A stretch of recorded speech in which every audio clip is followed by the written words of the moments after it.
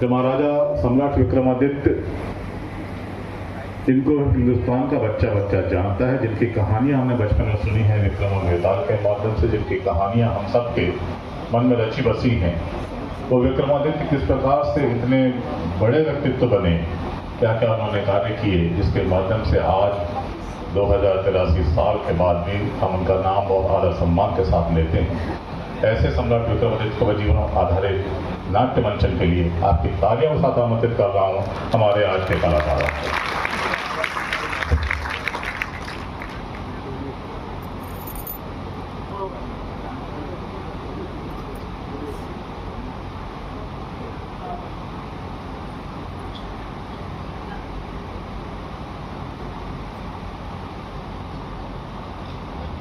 वो कलाकार करें तालियां कम थी इसलिए अभी नहीं आ रहे हैं, तो थोड़ा तालियां जोर से बजा रहे हैं तो फिर वो शुरुआत करेंगे। धन्यवाद।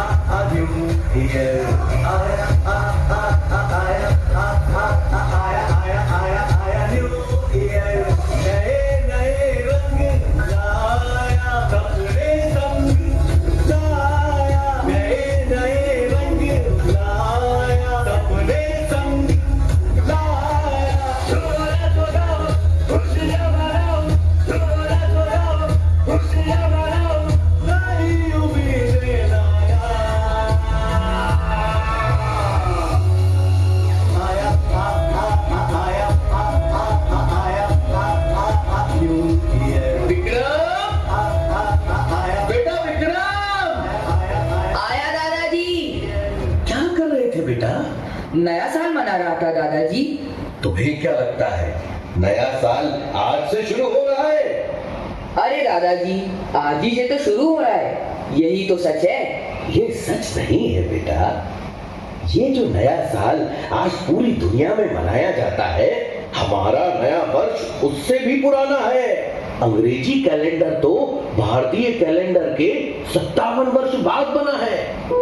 तो हम लोग अपना नया साल क्यों नहीं मनाते? मनाते तो हैं, लेकिन इस तरह के शोर शराबे से नहीं। हमारा नया साल तो ईश्वर की आराधना से शुरू होता है, चैत्र की पहली नवरात्रि में। हमारे नए साल के बारे में कुछ और बताइए ना दादाजी। हाँ बेटा, उसके लिए तुम्हें कहानी सुननी होगी। कौन सी कहानी दादाजी? एक हो तो बताओ, अनेक कहानियां हैं बेटा। सिंहासन 32, बेताल 25। मुझे बताइए ना दादाजी उनके बारे में। बेटा अब रात हो रही है और सुबह तुम्हें स्कूल भी जाना है। चलो चलो चलो चलो, कल जरूर सुनाऊंगा तुम्हें विक्रम और बेताल की कहानियां। पक्का? प्रॉमिस? ओके दादाजी, गुड नाइट। गुड नाइट बेटा।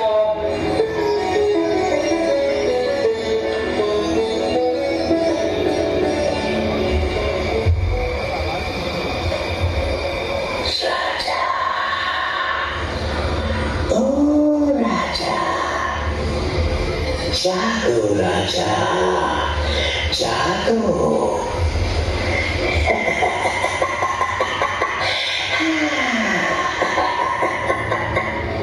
कौन कौन हो तुम?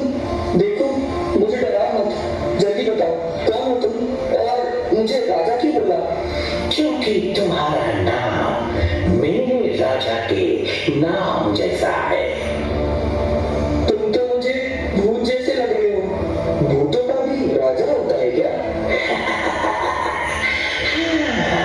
राजा तो सबका होता है। लेकिन तुम हो कौन? जल्दी बताओ, वरना दादाजी को बुलाऊंगा तो वह तुम्हें डंडे मारकर भगा देंगे। अरे बाप रे, अरे मैं तो डर गया। लेकिन एक बात बताऊं, तुम्हारे दादाजी मुझे ना देख पाएंगे ना सुन पाएंगे। क्या तुम कोई मिस्टर इंडिया हो क्या? नहीं, मैं हूँ मिस्टर बेताल। विक्रम वाली बेताल? तभी तो विक्रम के सपने में आया हूँ। अरे कितना क्यूट सपना है मेरा। वाह, तो सुनो ना बेताल चाचा, हाँ, मुझे अपने राजा की कोई कहानी सुनाओ ना। तो सुनो। एक बार राजा विक्रमादित्य के दरबार में धनपाल नाम का एक किसान रोता हुआ आया।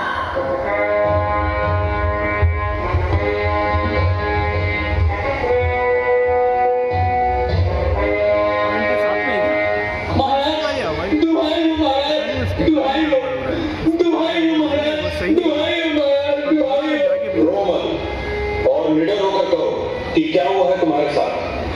महाराज, मैं आपके राज्य का एक गरीब किसान, मेरी लड़की सुरभि जंगल में लकड़ी काटने गई थी, तब से लौटी है। मैंने उसे बहुत खोजा लेकिन वो कहीं नहीं मिली। अवश्य वो किसी संकट में है महाराज, मेरी सहायता करें, मेरी सहायता करें महाराज। कहीं वो जंगली जानवरों के रास्ते में तो नहीं आ गई होगी। नहीं महाराज, जंगली जानवरों से बचने के तरीके मैंने उसे सिखा रखे। वो ना हो किसी ने उसका अपहरण किया है। मेरे राज्य में कौन ऐसा दुस्साहस कर सकता है। तुम निश्चित होकर घर जाओ, तुम्हारी बेटी जल्द ही तुम्हें सकुशल प्राप्त होगी। ये विक्रमादित्य का वचन है। मैं इस मामले की छानबीन स्वयं करूंगा। मेरे राज्य में हर एक नागरिक सुरक्षित है। जिसने भी ये दुस्साहस किया है उसे छोड़ा नहीं जाएगा। जाओ, घर जाओ। जो आज्ञा महाराज। गुप्तचर, जल्द से जल्द इस मामले का पता लगा। जो आज्ञा महाराज। फिर क्या? गुप्तचर सारी जानकारी इकट्ठा कर अगले ही दिन विक्रमादित्य के पास जा पहुंचे।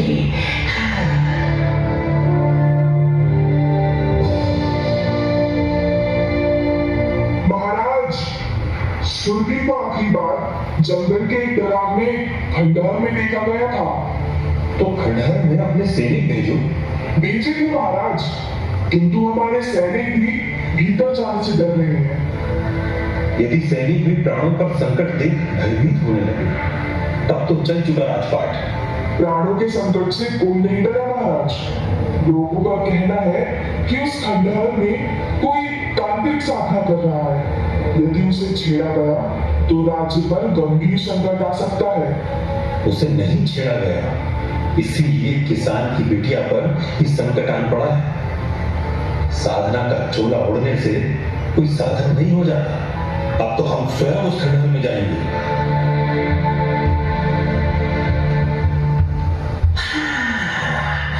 और उसी रात राजा विक्रमादित्य जंगल के उस खंडहर में जा पहुंचे।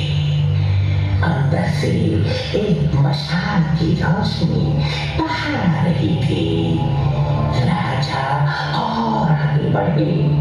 थोड़ी ही दूर में सुरभि बेहोशी की हालत में पड़ी थी। राजा उसके पास पहुंचे, उसे होश में लाया। वो उन्हें देखकर डर गई। जब राजा ने अपना परिचय दिया तब जाकर सुरभि की जान में जान आई। अभी क्या हुआ?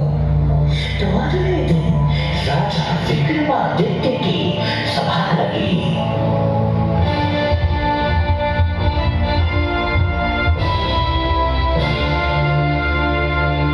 बताओ बिटिया सुरभि, जो भी तुम्हारे साथ हुआ वो सब कुछ निडर होकर कहो। चुप क्यों हो सुरभि? यहाँ सब अपने ही है। जो भी तुम पर बीता वो कहो। मुझे उस खंडहर तक ले जाने वाला एक तांत्रिक था। उसने साधु का चोला ओढ़ रखा था। वो मुझे छल पूर्वक साथ लेकर गया और वहां ले जाकर मुझे बेहोश कर दिया। फिर क्या हुआ सुरभि? बेहोशी की हालत में मुझे कुछ दिखाई नहीं दे रहा था, किंतु वहां एक औरत की आवाज आ रही थी जो मंत्रों का जाप कर रही थी। तुम्हें वो आवाज याद है? वो औरत जो मंत्रों का जाप कर रही थी, उसकी आवाज पहचान सकोगी? जी महाराज। ऐसे कैसे इसकी बातों पर भरोसा कर सकते हैं महाराज? ये तो बेहोशी की हालत में थी। रानी पद्मिनी संकट से ये गुजरी है, इसकी बातों पर भरोसा तो करना ही होगा। बताओ तो कैसी थी वो आवाज? रानी पद्मिनी जैसी। महाराज, प्राणों की दुहाई, बिटिया अभी होश में नहीं, तभी अनाप शनाप कह रही है। मैं पूरे होश में हूँ। आवाजें पहचानने में मैं गलती नहीं कर सकती पिताजी। ये वही आवाज है जो खंडहर में मंत्रों का जाप कर रही थी। उस रात खंडहर में रानी पद्मिनी ही थी। महाराज, तो क्या अब मुझे न्याय नहीं मिलेगा? मिलेगा। न्याय वो नहीं जो रिश्तों को देखकर बदल जाए। न्याय वो है जो सही और गलत को स्पष्ट रूप से परिभाषित करे।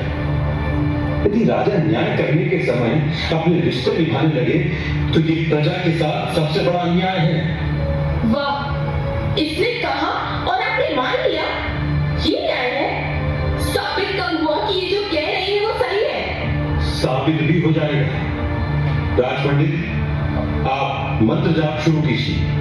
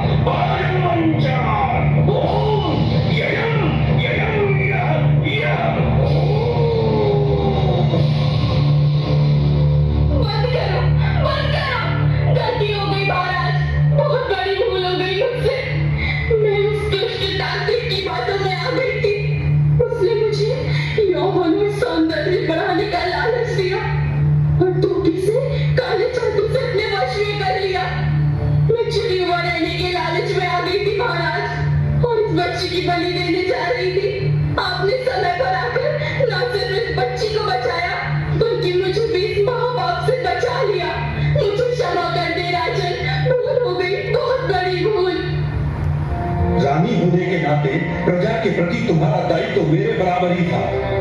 तुम्हारी जगह कोई सामान्य स्त्री होती, शायद मैं उसे एक अवसर देता, किंतु राज्य की रानी के लिए यह अक्षम्य है। तुम्हारी जगह मैं स्वयं भी होता तो खुद को दंडित करता। रानी पद्मिनी, मैं तुम्हारा त्याग करता हूँ। तुम्हें दंड स्वरूप वनवास दिया जाता है। क्षमा महाराज, क्षमा। इस भूल की ऐसी बड़ी सजा मत दीजिए। मुझे अपने चरणों से दूर मत कीजिए महाराज। सैनिकों, रानी को यहाँ से दूर ले जाकर वन में छोड़ दो और उस दुष्ट तांत्रिक को पकड़कर आजीवन कारावास में डाल दो। न्याय ऐसा होना चाहिए कि वो समाज में एक मानक स्थापित करे। अब दोबारा किसी की हिम्मत ना होगी कि इस तरह का कुकृत्य मेरे राज्य में कर सके। महाराज, महाराज, आप महान हैं। आप जैसा कोई दूसरा नहीं। आपकी सदा ही जय होगी महाराज, सदा ही जय होगी, सदा ही जय होगी।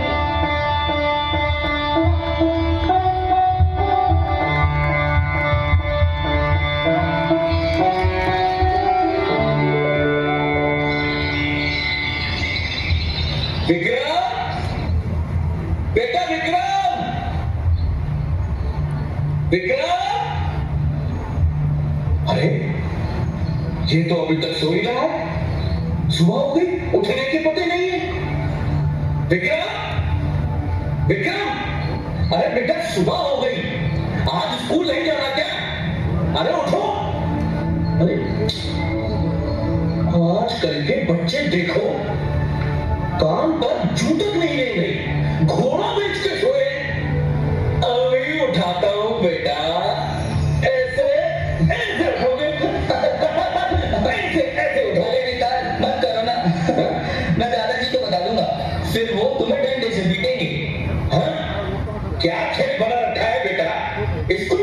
हो गया। उठो वरना देर हो जाएगी। चलो उठो। अरे दादाजी आप, और वो बेताल कहाँ गया? अरे तू है मेरा विक्रम और मैं हूं तेरा बेताल। बेटा तुम जरूर कोई सपना देख रहे होगे। चलो चलो चलो चलो चलो जल्दी जल्दी से ब्रश करो और स्कूल के लिए तैयार हो जाओ। बिल्कुल टाइम नहीं है। चलो। आप भी सपना ही देख रहे हैं दादाजी, आज संडे है। क्या ये क्या हो गया? संडे है आज? अरे भगवान, मैं तो पक्का बूढ़ा हो गया। मुझे पता ही नहीं चला कि रविवार है आज। अरे बेटा मुझे माफ कर दो, मैंने तुम्हारी भी नींद खराब कर दी। कोई बात नहीं। आपको पता है दादाजी, आज मेरे सपने में बेताल आया था। क्या? और उसने मुझे विक्रमादित्य की एक कहानी सुनाई। अच्छा, जो उनके न्याय प्रिय होने से जुड़ी थी। अब आप मुझे उनकी वीरता और दूसरे गुणों की कहानी सुनाइए। नेकी और पूछ तो सुनो बेटा।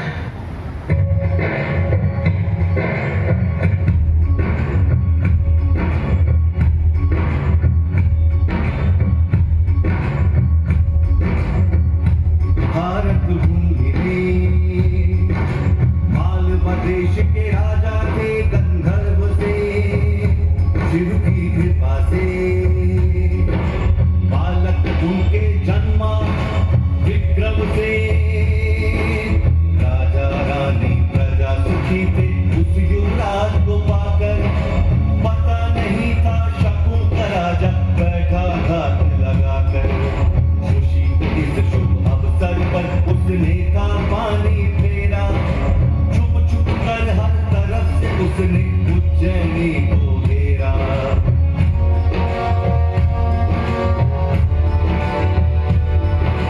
रानी और बालक विक्रम को गुप्त मार्ग से भेजा, गंधर्व सेन ने संकट क्षण पत्थर का किया कलेजा। जग राजा ने बाण और गंधर्व सेन का घमासान, चोर तेरे जीत गए ये मातृभूमि का तापमान। चोर तेरे जीत गए ये मातृभूमि का तापमान।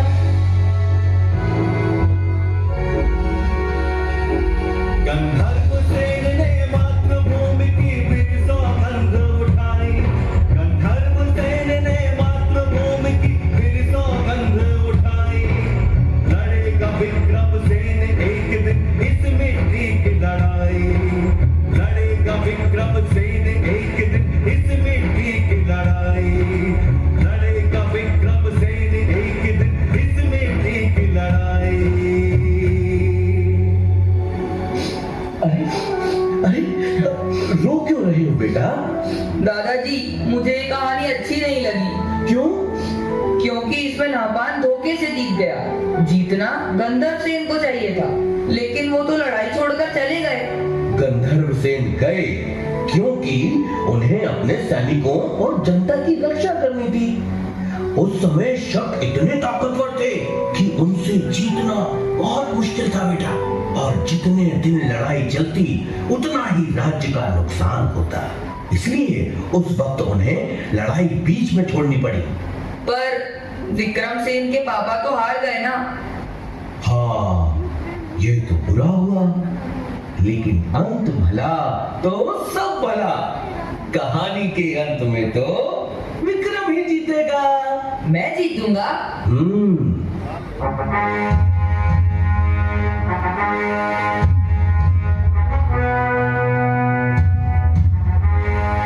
हाँ, तुम जीतोगे पुत्र, जीतोगे।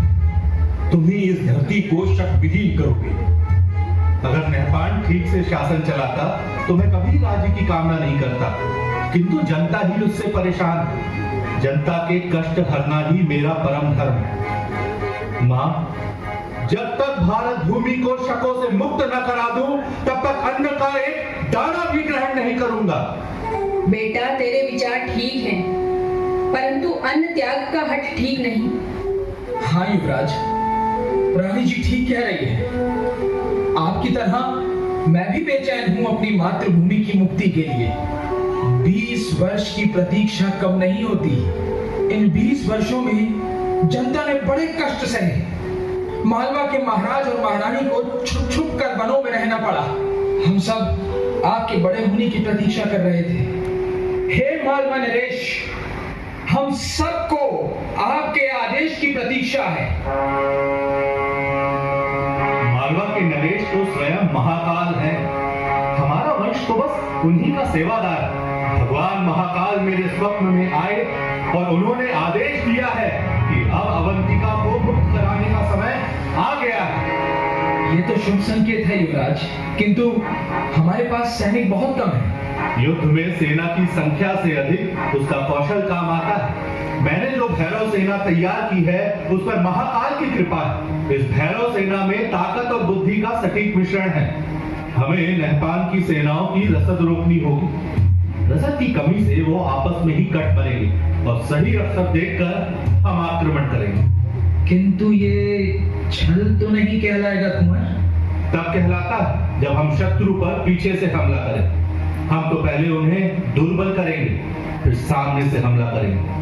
नहपान को संदेशा भिजवा दीजिए कि उसके पाप का घड़ा भर चुका है। किंतु सूचना मिलते ही वो सतर्क हो जाएगा। निश्चेत पर हमला कायरता है और विक्रम कायर नहीं। हाँ बेटा, हमले से पहले शत्रु को सचेत करना वीरता का लक्षण है।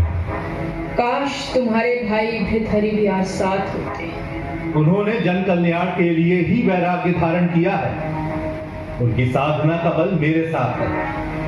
जय महाकाल, जय महाकाल।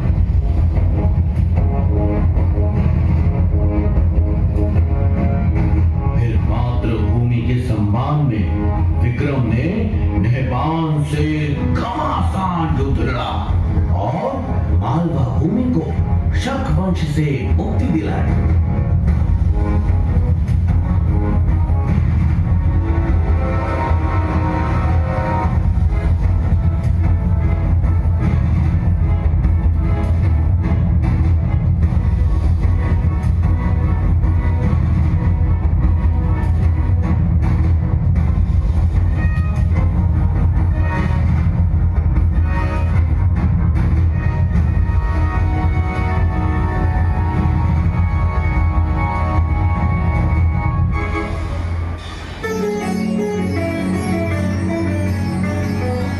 जिन शकों का सूर्य कभी नहीं डूबता था, आपने मालवा से उनका अंत कर दिया। अब आपको संपूर्ण भारत भूमि को शक मुक्त कराना है। आपका पराक्रम भगवान सूर्य जैसा है, इसलिए अब से संसार आपको विक्रमसेन नहीं, विक्रमादित्य के नाम से जानेगा। महाराज विक्रमादित्य की जय हो। मालवा नरेश विक्रमादित्य की जय हो। महाराज, शकों की विधवाओं और बच्चों के लिए क्या आदेश है? ससम्मान विधवाओं के पुनर्वास की व्यवस्था की जाए और बच्चों की शिक्षा दीक्षा राजकोष से कराई जाए। अद्भुत, महान राजा का यही गुण है कि वो अपने संरक्षण में आने वाले सभी जीवों की रक्षा करे। आपने एक नए समय का सूत्रपात किया है। आपकी अनुकंपा है गुरुदेव। अवश्य ही ये समय अपनी जड़ों की ओर लौटने का है, वैदिक परंपराओं की पुनर्स्थापना का है। कुलदेवी हरसिद्धि की कृपा से मैंने अपने नवरत्न पहचान लिए हैं। इन नवरत्नों की सहायता से मैं इस राज्य का संचालन करूंगा। धनवंतरी, शपनक, अमर सिंह, वास्तुकार शंकु, कालिदास, वेताल भट्ट, वन रुचि, खटखपर और वराह मिहिर जैसे विद्वानों के नेतृत्व में यह राज्य 10 दिशाओं में प्रगति करेगा। जैसे ब्रह्मांड की शोभा नवग्रह से होती है, वैसे ही मालवा के यह नवरत्न मिलकर राज्य का वैभव बढ़ाएंगे। साथ ही धूर्त शिरोमणि मूलदेव और आचार्य व्याड़ी को भी मैं अपने रत्नों में शामिल करना चाहता हूं। पुत्र, राजा के विचार दल में धूर्त मूलदेव का क्या काम? विद्वानों को शामिल करना तो समझ आता है, किंतु धूर्त शिरोमणि को कौन राजा अपने पास आने देता है? धूर्तों को हराने के लिए क्या सरल और निष्कपट विद्वान सलाह दे पाएंगे? भारत भूमि पर शकों का वृहद साम्राज्य है। अगर हमें उन्हें इस धरती से खदेड़ना है तो इनकी धूर्तताओं को समझना होगा। मुझे लगता है इन मामलों में मूल देव की सलाहें बहुत काम आ सकती हैं। अद्भुत। धरती के इतिहास में ऐसी समृद्ध सोच किसी राजा की ना देखी ना सुनी। आचार्य व्याड़ी भले ही स्वर्ण बनाने में अब तक असफल रहे हैं, किंतु वो लगनशील है। आज नहीं तो कल अवश्य सफल होंगे। बार बार असफलताओं के बाद भी उनका विश्वास स्वयं से डिगा नहीं है। ऐसा विद्वान अवश्य ही राज्य के लिए उपयोगी साबित होगा। गुरु का आश्वासन मिल गया, अब मैं निश्चिंत हूं। श्रीमान कालिदास, आपसे आग्रह है कि अपने साहित्य को जन सुलभ बनाने की दिशा में कार्य करें।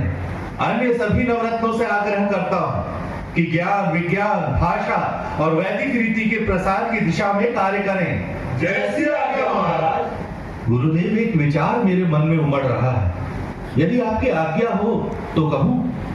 आदेश करें महाराज। मुझे देश में एक नए पंचांग की आवश्यकता महसूस हो रही है। क्या हम मालवा को समय गणना का वैश्विक केंद्र बना सकते हैं? साधु साधु, बहुत उत्तम विचार है महाराज। जैसी आज्ञा गुरुदेव। श्रीमान वराहमिहिर, मैं आपको एक बड़ा दायित्व सौंप रहा हूं।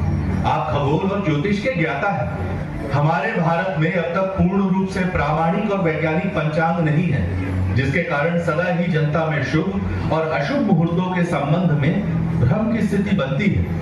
आप काल गणना की नई व्यवस्था तैयार करिए जो वैदिक परंपराओं पर आधारित हो और पूर्ण रूप से वैज्ञानिक हो। आपकी आज्ञा शिरोधार्य है महाराज, किंतु आपके मार्गदर्शन के बिना मेरे लिए ये कर पाना संभव न होगा। आप स्वयं सभी विषयों के ज्ञाता हैं। इस दिशा में आप आगे आगे चलें और मैं आपका सहगामी रहूंगा। आप ही इस विक्रम संवत के प्रणेता हैं। विक्रम संवत, विक्रम संवत, विक्रम संवत। जैसी सभासदों की इच्छा। आज चैत्र नवरात्रि का पहला दिन है। आज से ही विक्रम संवत की गणना आरंभ करेंगे तो माता हरसिद्धि की कृपा हम सब पर बनी रहेगी।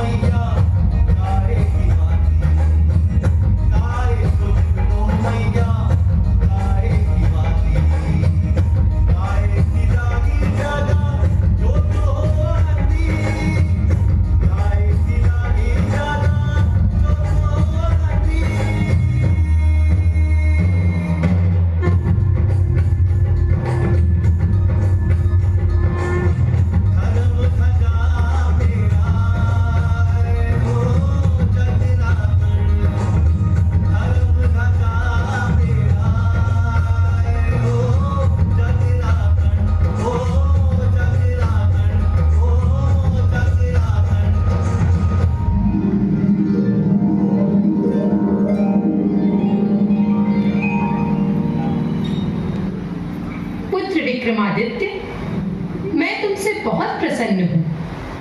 तुमने राजा बनते ही राज्य संचालन की दिशा में जैसा आमूलचूल परिवर्तन किया, उसके लिए तुम्हें अनेक आशीर्वाद देती हूँ। मैं तुम्हें ये 32 पुतलियों वाला सिंहासन देती हूँ। तुम इस सिंहासन में बैठकर न्याय कर सकोगे।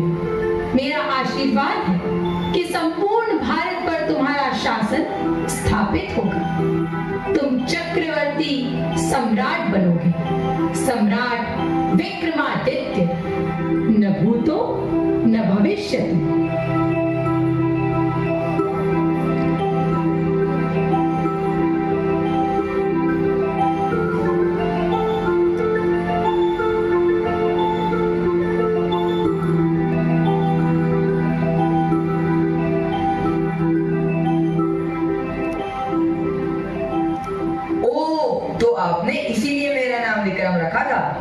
ताकि मैं भी उनकी तरह महान बन सकूं।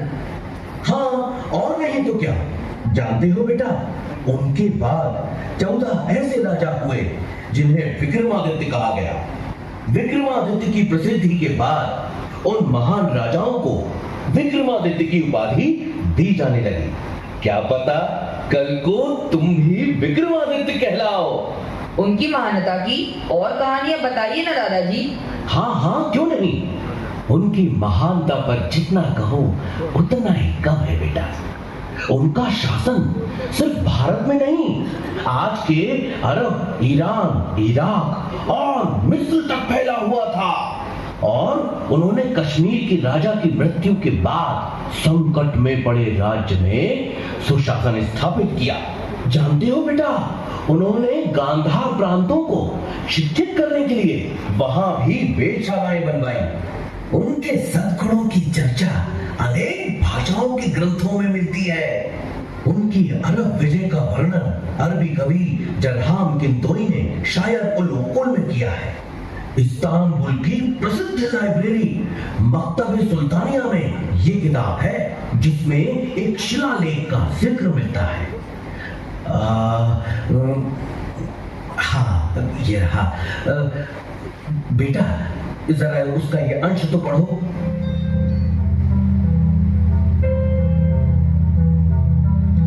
वे लोग भाग्यशाली थे जो विक्रमादित्य के समय में जन्मे, उन्हीं के शासन में जीवन बिताया। वह एक दयालु, उदार और कर्तव्यनिष्ठ राजा था जो हर एक व्यक्ति के कल्याण के बारे में सोचता था। उसने अपने पवित्र धर्म को हमारे बीच फैलाया। हिंदुस्तान के सूर्य से भी तेज विद्वानों को विक्रम ने उनके बीच भेजा ताकि ज्ञान का उजाला उस तरफ भी फैल सके। दादाजी, मुझे विक्रमादित्य की और कहानी सुनाइए ना। हाँ हाँ मेरे बच्चे, क्यों नहीं। रुको। इन किताबों में क्या है दादाजी? इन किताबों में कहानियां हैं। इन दोनों किताबों में सम्राट विक्रमादित्य की कहानियों का भंडार है बेटा। एक है सिंहासन बत्तीसी और दूसरी बेताल 25सी। इसके अलावा भी उनकी वीरता, उदारता, दया, क्षमा आदि गुणों से भारतीय साहित्य भरा पड़ा है बेटा। इन्हें पढ़ो और उनके गुणों को अपने जीवन में उतार कर तुम भी उनके जैसा बनो।